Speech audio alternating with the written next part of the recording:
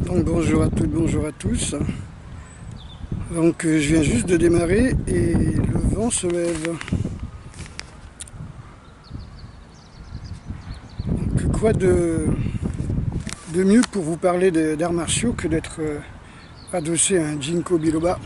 Ce ginkgo biloba, arbre sacré on va dire au Japon et en Chine, et un peu partout.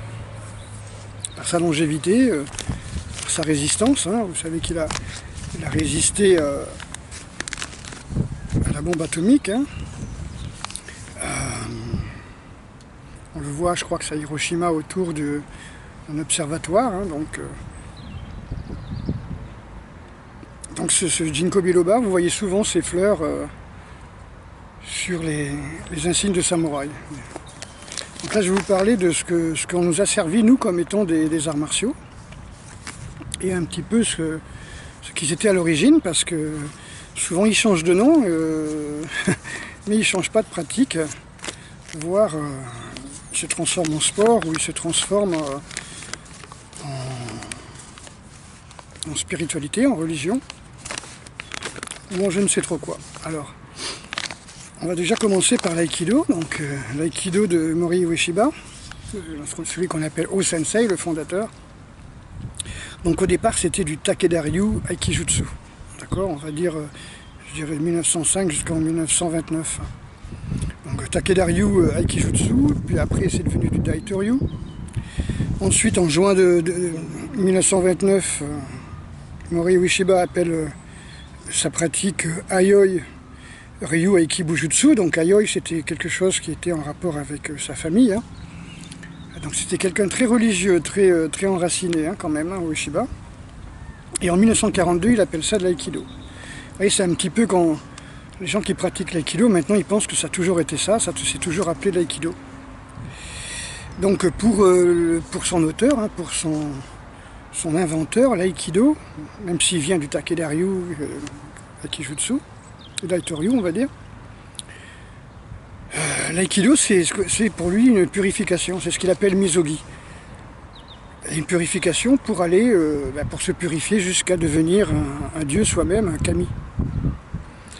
Alors une journée au dojo par exemple d'Iwama, au dojo qu'avait construit le fondateur O-sensei Mori Ueshiba, ça a commencé par une récitation de prière purificatrice qui s'appelle le Norito.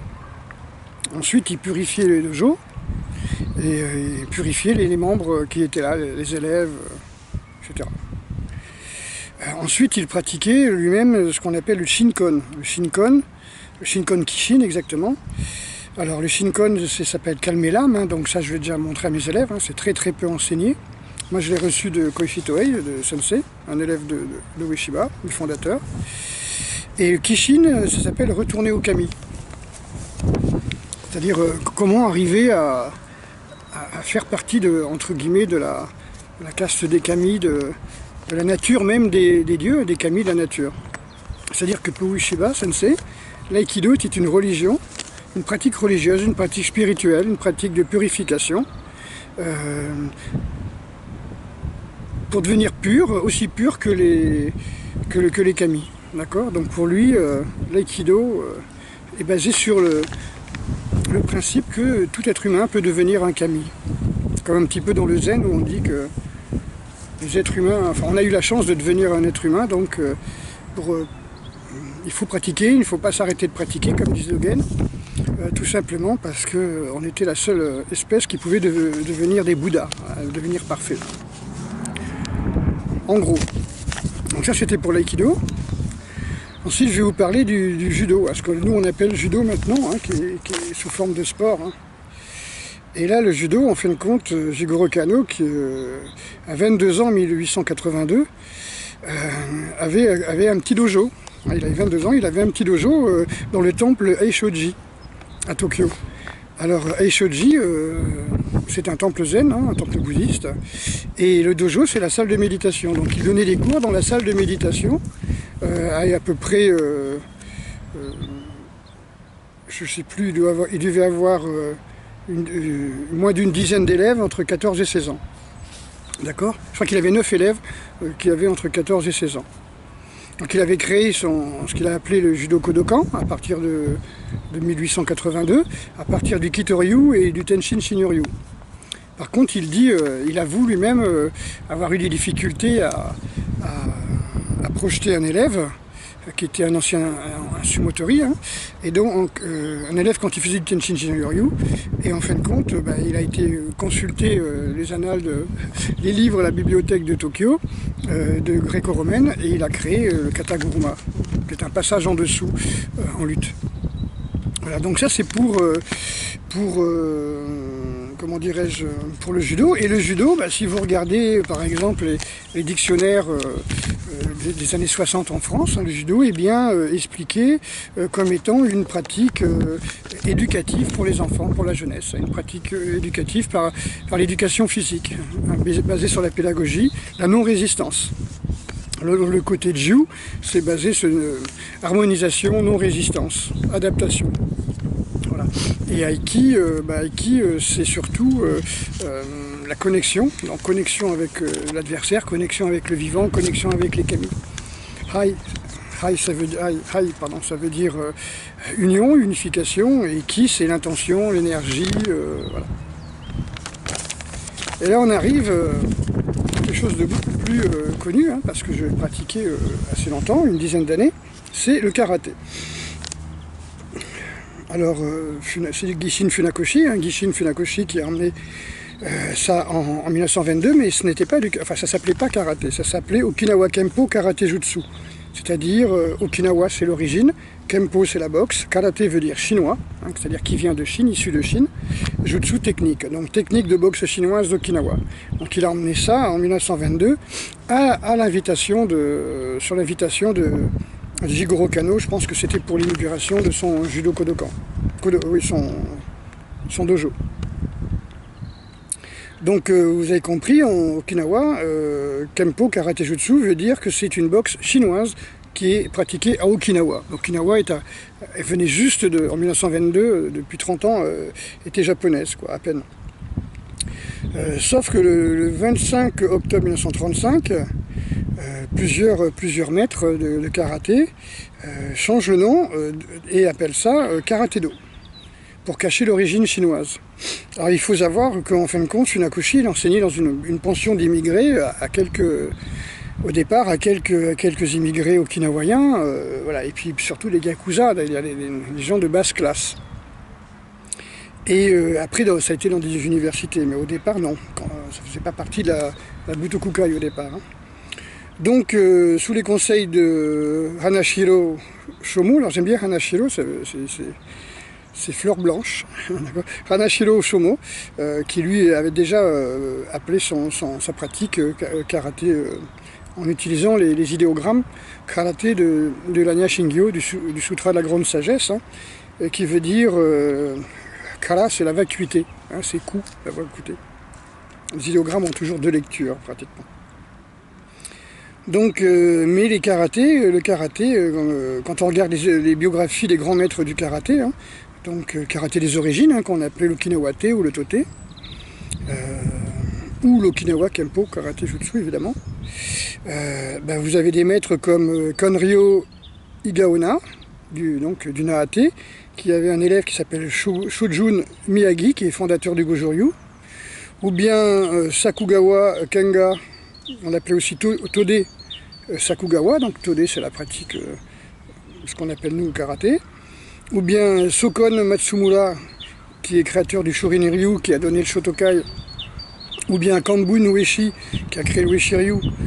Ils ont tous effectué des longs séjours en Chine, dans le sud de la Chine.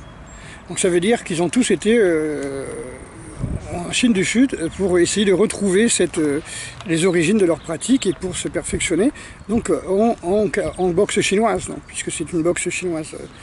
Voilà. Donc on a changé le nom, mais on a juste mis un kimono blanc, on a appelé ça karaté-do, mais c'est toujours de la boxe chinoise. Hein, alors quel est le rapport avec le Bushido, quel est le rapport avec le samouraï, quel est le rapport avec les budo japonais? Il n'y en a pas.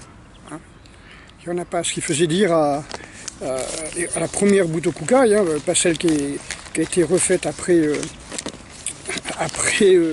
la guerre, hein, après 1945, hein, ça c'était un la Butokukai soft, hein, mais les premiers qui ont créé la Butokukai, hein, pour préserver les vertus du Japon, donc les vertus traditionnelles du Japon ancestral, du Grand Japon. Et ils avaient refusé le karaté en disant que c'était certainement une boxe indigène, une danse indigène venue d'Okinawa qui se pratique sur un sol nu, voilà, mais certainement pas une pratique martiale issue des bujutsu qui se pratique sur un terrain accidenté, dans des bois, dans des prairies, voilà, dans des champs de bataille, quoi. Donc rien à voir, quoi. Surtout qu'ils étaient à main nue, hein. Et que d'ailleurs Jigoro Kano, toujours quand il avait commencé, pas que Jigoro Kano, Funakoshi, quand il a commencé dans les années 30 a commencé à tourner vers la Butokukai, on lui avait demandé de changer aussi les noms okinawaïens, les noms chinois des katas. Et puis voilà, il avait commencé à, comme on dit, comme j'ai vu sur les textes, à sacrifier à la mode showbiz des katas, hein, où tout le monde faisait des katas pour faire des shows un peu partout à droite et à gauche, beaucoup de démonstrations pour faire la promotion. Donc les coups étaient moins efficaces, mais beaucoup plus spectaculaires, beaucoup plus, comment on dit en danse, là. Voilà, chorégraphique, voilà. Voilà, donc ça c'était juste pour vous dire, voilà, j'ai déjà sorti mes 2 livres, enfin mes 3 livres avec celui sur les ninjas, donc maintenant je vais retravailler un petit peu sur la mystification des arts martiaux. Je vais un petit peu vous raconter ce que je vous raconte ici en détail, avec des photos, des preuves, des dates, des témoignages, voilà, parce que ça ce sont des faits historiques, je vous dis, et puis malheureusement il y a encore des gens qui ne croient pas. Alors, quand quelqu'un ne croit pas à des faits historiques, bah, c'est un révisionniste, hein, mais voilà, c'est le mec qui défend son steak, qui défend ce que dit sa fédération, il défend son business, et les Japonais aussi ne sont pas les derniers à modifier un petit peu les textes historiques pour pouvoir, voilà, se faire admettre par les Occidentaux, hein. Et par exemple, un fait historique est que le karaté n'a jamais été interdit, comme avait été interdit l'aïkido, le judo, le kendo, la pratique du bâton et tout, par MacArthur, parce que c'était il craignait une révolte, hein, que les Japonais foutent les Américains dehors, hein. Vous savez que le Japon a été occupé de 45 en 52 et Okinawa est devenu américain de 45 jusqu'en 72. C'était un territoire américain comme Hawaï, hein, donc c'était pas le Japon.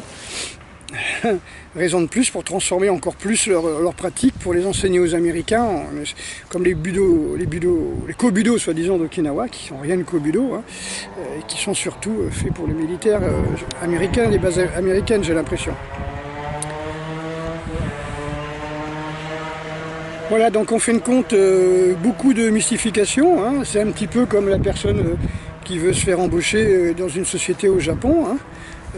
Ou se marier avec quelqu'un d'une caste noble, hein, de descendance noble, il va maquiller son arbre généalogique. Vous voyez, ça se fait, on achète des faussaires, hein, comme après la Révolution, ou des gens qui ont rajouté un 2 à leur nom, quoi. Monsieur 2 quelque chose, Monsieur 2, voyez, alors qu'ils n'étaient pas du tout nobles, hein. Voilà. Ok, qui s'appelait, bref, il changeait ses noms, quoi. Parce qu'en fin de compte, il y avait que les nobles qui avaient des noms, qui avaient des noms de lieux dedans.